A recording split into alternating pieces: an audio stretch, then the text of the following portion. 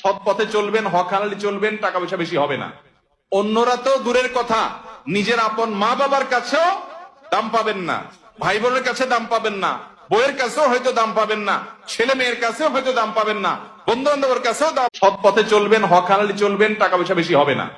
অন্যরা তো দূরের কথা, নিজের আপন মা বাবার কাছেও দাম পাবেন না, ভাই বোনের কাছে দাম পাবেন না, বইয়ের কাছেও হয়তো দাম পাবেন না, ছেলে মেয়ের কাছেও হয়তো দাম পাবেন না, বন্ধু বান্ধবের কাছেও দাম পাবেন না, এলাকার ইমাম সাহেব, খতিব সাহেব, হুজুর সাহেবের কাছেও দাম পাবেন না, কারণ পয়সা নেই।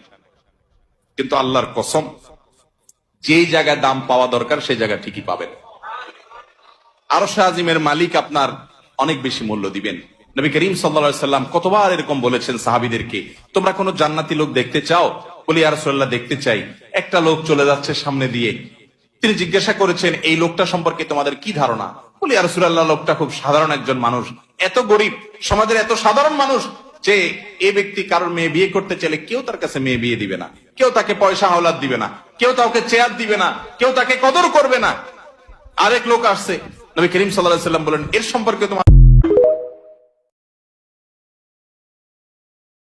জানি না আমার এই ভিডিওটা বাংলাদেশের নতুন প্রবাসীর কাছে যা পৌঁছে কিনা। যারা নতুন বিদেশ আসবা, তোমাদের একটা কথা কয়ে দিই, দালালের মিষ্টি কথায় পইরা কখনো কিন্তু 4 লাখ 4.5 লাখ টাকা দিয়ে কিন্তু বিদেশ আইসো না, তাইলে একবার টাইট মরে যাই বাগা। দালাল তোমার কাছ থেকে টাকা খাওয়ার জন্য মিষ্টি কথা খুব ভালোই কইব। 2000 টাকা বেতন পাইবা, 3 বাংলাদেশি জাতীয়তাবাদকে ভিত্তি করে চেয়ারম্যান হিসেবে জিয়া গড়ে তুললেন বাংলাদেশ জাতীয়তাবাদী দল। একদলীয় দুঃশাসন থেকে জাতিকে মুক্তি দিলেন জিয়া।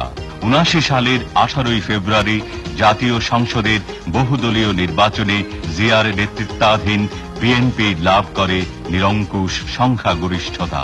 নির্বাচনের পর জিয়া জাতির উদ্দেশ্যে বলেন, فأصحاب الميمنة ما أصحاب الميمنة وأصحاب المشأمة ما أصحاب المشأمة والسابقون السابقون أولئك المقربون في جنات النعيم ثلة من الأولين وقليل من الآخرين على سرور موضونة متكئين عليها متقابلين